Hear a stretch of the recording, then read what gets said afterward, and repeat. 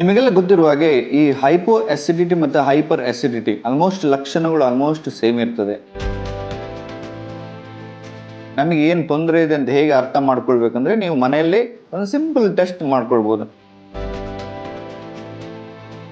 ನೀವು ಒಂದು 150 ml ಗೆ ಅದನ್ನು ಮಿಕ್ಸ್ ಮಾಡಿ ಇಟ್ಕೊಳ್ಳಿ, ಅದನ್ನು ಕುಡೀರಿ. ಅದು ತಗೊಂಡ ಕೂಡಲೇ ನಿಮಗೆ ತೇಗು ಬಂದ್ರೆ ಅದು ಹೈಪರ್ ಅಸಿಡಿಟಿ. ಯಾವಾಗ ಅದು ತಕೊಂಡು ಒಂದು 3 ಮತ್ತು 5 ನಿಮಿಷ ಆದಮೇಲೆ ನಿಮಗೆ ತೇಗು ಬಂದ್ರೆ ಅದು ಹೈಪೋ ಅಸಿಡಿಟಿ. ಹುಳಿ ತೇಗು ಬರ್ತದೆ. ಆ ತೇಗು ಬಂದ್ರೆ ನಿಮ್ಮ ಹೊಟ್ಟೆಯಲ್ಲಿ ಸಿಕ್ರಿಷನ್ಸ್ ಕಮ್ಮಿ ಇದೆ ಅಂತ.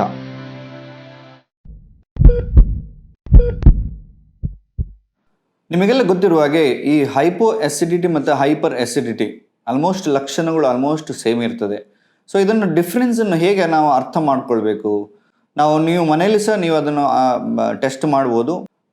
ಈ ಹೈಪೋ ಅಸಿಡಿಟಿ ಅಥವಾ ಹೈಪರ್ ಅಸಿಡಿಟಿಯನ್ನು ನಾವು ಹೇಗೆ ಅರ್ಥ ಮಾಡ್ಕೊಳ್ಬೋದು, ನಮಗೆ ಏನು ತೊಂದರೆ ಇದೆ ಅಂತ ಹೇಗೆ ಅರ್ಥ ಮಾಡ್ಕೊಳ್ಬೇಕಂದ್ರೆ ನೀವು ಮನೆಯಲ್ಲಿ ಒಂದು ಸಿಂಪಲ್ ಟೆಸ್ಟ್ ಮಾಡ್ಕೊಳ್ಬೋದು. ನೀವು ನಿಮ್ಮ ಮನೆಯಲ್ಲಿ ಬೇಕಿಂಗ್ ಸೋಡಾ ಇರ್ತದೆ. ಆ ಬೇಕಿಂಗ್ ಸೋಡಾ 1/4 ಟೀ ಸ್ಪೂನನ್ನು ನೀವು ಒಂದು 150 ml ಗೆ ತಗೊಳ್ಳಿ, ಅದನ್ನು ಮಿಕ್ಸ್ ಮಾಡಿ ಇಟ್ಕೊಳ್ಳಿ, ಅದನ್ನು ಕುಡೀರಿ.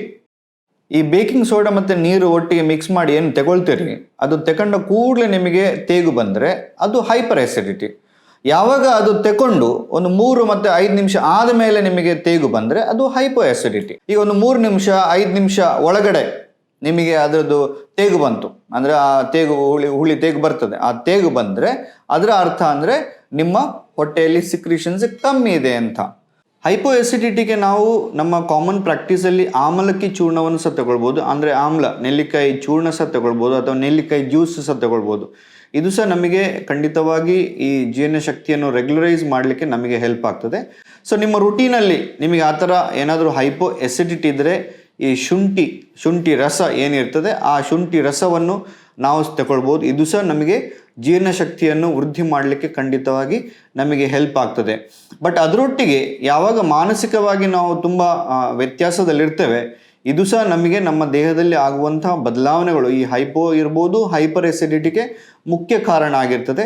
ಸೊ ಮಾನಸಿಕ ಸ್ಥಿತಿಗತಿಯನ್ನು ಚೆನ್ನಾಗಿ ಇಟ್ಕೊಳ್ಬೇಕಾದ್ರೆ ಬೆಳಿಗ್ಗೆ ಹೊತ್ತು ಯೋಗ ಮಾಡುವಂಥದ್ದು ಇರ್ಬೋದು ಅಥವಾ ಪ್ರಾಣಾಯಾಮ ಮಾಡುವಂಥದ್ದು ಇರ್ಬೋದು, ಅದೇ ರೀತಿ ಟೈಮಿಗೆ ಆಹಾರವನ್ನು ತಗೊಳ್ಳುವಂಥದ್ದು ಇರ್ಬೋದು, ಅದೇ ರೀತಿ ನಮ್ಮ ಆಯುರ್ವೇದದಲ್ಲಿ ಹೇಳಿದಂಥ ಕೆಲವು ಔಷಧಗಳು ವೆರಿ ಬೇಸಿಕ್ ಔಷಧಿಗಳು, ಅರಿಷ್ಟಗಳು ಬರ್ತವೆ, ಅಭಯಾರಿಷ್ಟ ಅಂತ ಹೇಳ್ತೇವೆ ಅಥವಾ ಮುಸ್ತಕಾರಿಷ್ಟ ಅಂತ ಹೇಳ್ತೇವೆ ಅಥವಾ ನಮ್ಮ ಅರಿಷ್ಟಗಳ ಜೀರಕಾರಿಷ್ಟ ಅಂತ ಹೇಳ್ತೇವೆ. ಇದೆಲ್ಲ ಅರಿಷ್ಟಗಳು ನಿಮಗೆ ಈ ಜೀರ್ಣ ಶಕ್ತಿ ಜಾಸ್ತಿ ಮಾಡಲಿಕ್ಕೆ ಅಂದರೆ ಈ ಓವರಾಲ್ ಪ್ರಕ್ರಿಯೆಯನ್ನು ಚೆನ್ನಾಗಿ ಮಾಡಲಿಕ್ಕೆ ಖಂಡಿತವಾಗಿ ನಿಮಗೆ ಹೆಲ್ಪ್ ಆಗ್ತದೆ. ಅದೇ ರೀತಿ ಪಂಚಕರ್ಮದಲ್ಲಿ ಹೇಳಿದಂಥ ವಿರೇಚನ ಚಿಕಿತ್ಸೆ ಅಥವಾ ವಮನ ಚಿಕಿತ್ಸೆ ಅಂತ ಹೇಳ್ತೇವೆ. ಇದೆಲ್ಲ ತುಂಬ ಇಂಪಾರ್ಟೆಂಟ್ ಚಿಕಿತ್ಸೆಗಳು.